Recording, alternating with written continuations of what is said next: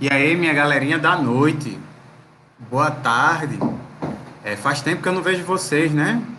Prazer grande, viu? Tá aqui remarcando, né? Refazendo nossos encontros, ainda que seja nessa modalidade, enquanto a gente se cuida por causa da pandemia. Vê só, em sala, a gente tava vendo alguns assuntos de gramática voltados para texto, e aí tinha ficado pendente um assunto que eu acho bem importante para que a gente possa interligar as ideias enquanto escreve. E esse assunto é qual? O assunto é conectores. Conectores discursivos, conectores textuais. Tem vários nomes para uma utilidade que é ímpar dentro da linguagem, né? Que vai ser justamente antecipar uma ideia a outra. Antecipar ou fazer a ligação, um elo, para quê? Para ficar mais fácil para o leitor tanto perceber antecipadamente o que é que a gente pretende dizer e, tipo, em que dimensão, se é uma dimensão temporal, se eu vou dar um contraponto a uma ideia que eu já vinha trabalhando antes, ou até mesmo somando. Para isso tudo servem os conectores. Vamos lá, eu vou passando uma sequência de slides aqui para que isso fique mais fácil da gente perceber no nosso dia a dia, beleza? Olha só. Uso dos conectores. Para que eles servem, né, a grosso modo? Ligar termos, antecipar ou dar maior corpo às ideias de um texto.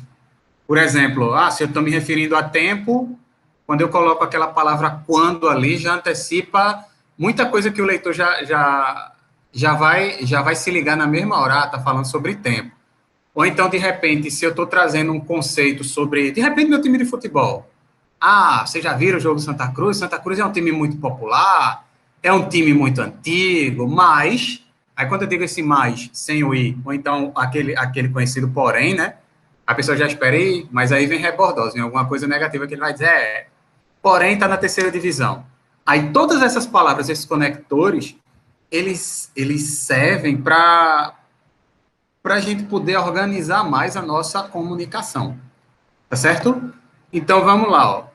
Como podemos perceber os conectores no nosso dia a dia? O exemplo que eu trago aqui, bem prático e bem rápido, é um texto de Leandro Carnal, que está lá no site da Unicamp. Ele falando sobre política e, ao mesmo tempo, sobre a crença das pessoas, a religião e a nossa história, né? A nossa história cristã, assim, de um ocidente cristão.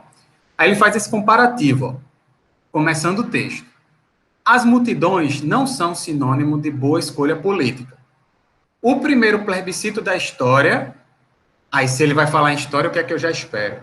Ele vai dar uma noção temporal, né? Quando foi esse primeiro plebiscito da história? E aí ele complementa a frase, ó. Quando Pilatos pergunta ao povo se quer o ladrão ou Jesus. E esse quando se viu justamente para a gente começar a fazer esse elo e acompanhar melhor o raciocínio dele, do autor. E aí vai seguindo, ó. O povo democraticamente grita: Barrabás, Barrabás. O grito da multidão não é sinônimo do poder do povo. Se termina aí, a gente fica querendo saber mais. Sim, o povo, mas será que não pode complementar essa ideia? Aí ele diz, né? Vou repetir. O grito da multidão não é sinônimo do poder do povo, e nem da justiça, e nem da época. Ou seja, ele usou esse nem para juntar povo, justiça e ética, e dizer que esses três pontos, o grito da multidão não vai ser sinônimo desse determinado poder, né? E aí, ele não termina por aí, viu? Não há um contrapeso ao que eu afirmo, não há um porém, um mais, aí ele complementa o raciocínio dele dizendo, porém, a política está capilarizada. A grosso modo, a política está, como é que eu posso dizer, difundida entre as pessoas. A palavra capilarizada seria muito divulgada, amplamente divulgada.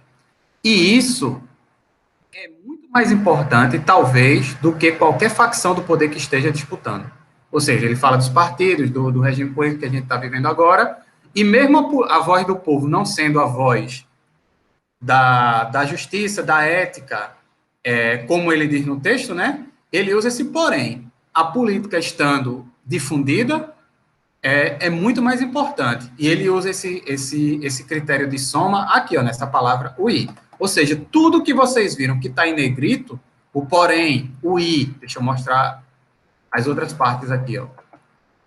E nem, o quando, tudo isso são os famosos conectores que servem para a gente estar ligando um termo a outro, ligando, às vezes, um período a outro, uma frase a outra, ou seja, resumidamente, uma ideia a outra.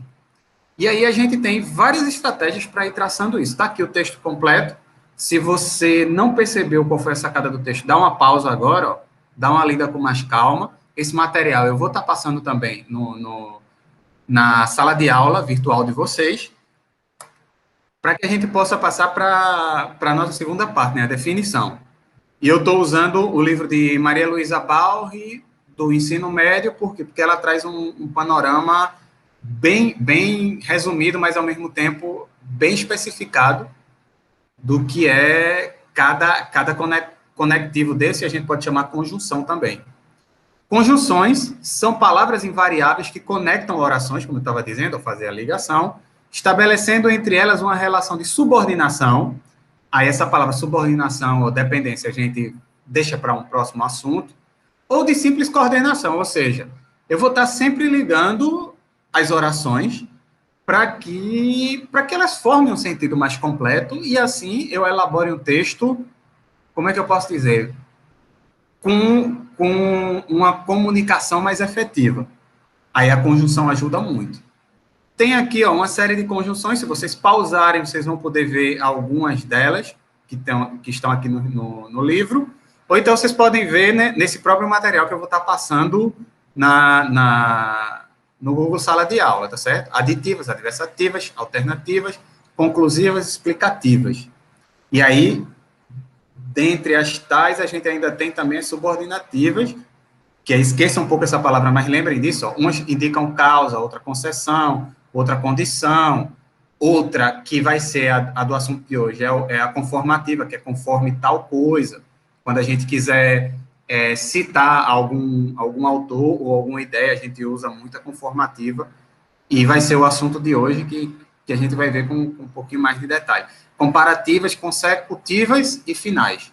Estudem bem isso, percebam bem isso dentro dos textos, porque essas conjunções, elas saem naturalmente. Agora, o que é que acontece? Normalmente, a gente repete muito umas enquanto está falando, né? E quando a gente vai para a escrita, a gente precisa elaborar, como é que eu posso dizer? De uma maneira mais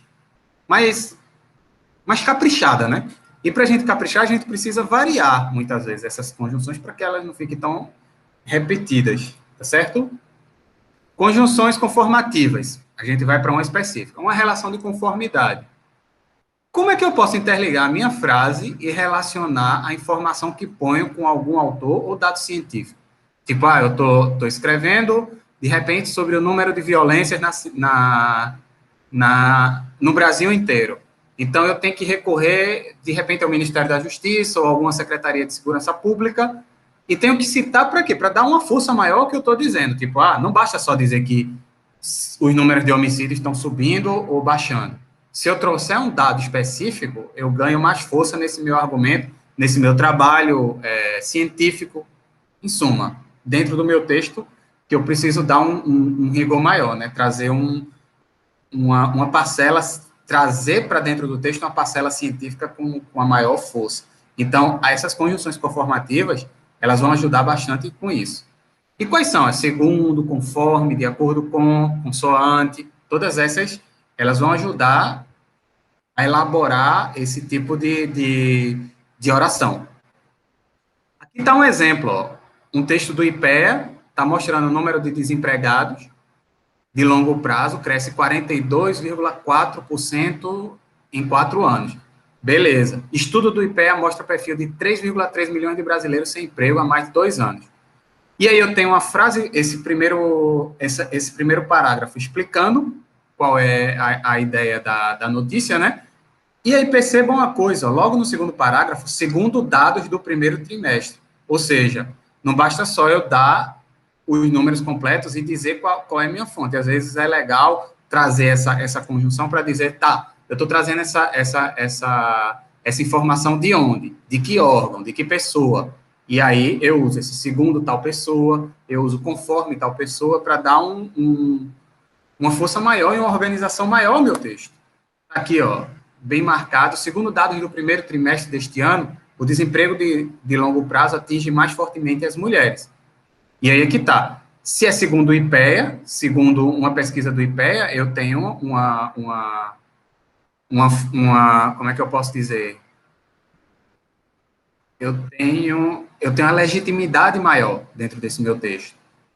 E aí, e ainda trago outro estudo, ó, dentro desse texto aqui, que é segundo o PNAD.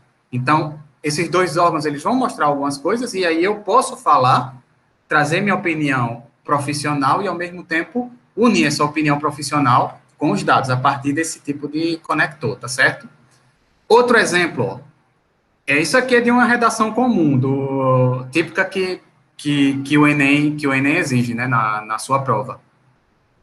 Aqui é um dado de roubo de roubo de tampas de bueiro. Um dado do jornal O Globo. E aí, nesse mesmo jornal, eles dizem que com esse valor daria para garantir o funcionamento de 6 unidades de UPAs, quando roubam essa quantidade de bueiro, né, conforme o Globo afirmou. Então, se eu quero usar isso para minha redação, para defender um ponto de vista, o que é que eu posso fazer? Eu posso dizer, por exemplo, a princípio, o patrimônio público bem preservado corrobora com o bem-estar dos cidadãos. Terminei, aqui tem um ponto final, é porque esse círculo aí travou, viu, gente, esse ponto final. Essa primeira frase é minha, gente. Eu digo que o patrimônio público bem preservado colabora com o bem-estar dos cidadãos. Beleza. Mas como é que eu vou comprovar isso? Aí eu uso um dado específico. Segundo o Globo, o vandalismo e o roubo das tampas de bueiro custaram 75 milhões aos cofres públicos do Rio de Janeiro. Valor que garantiria o funcionamento de 6 UPAs.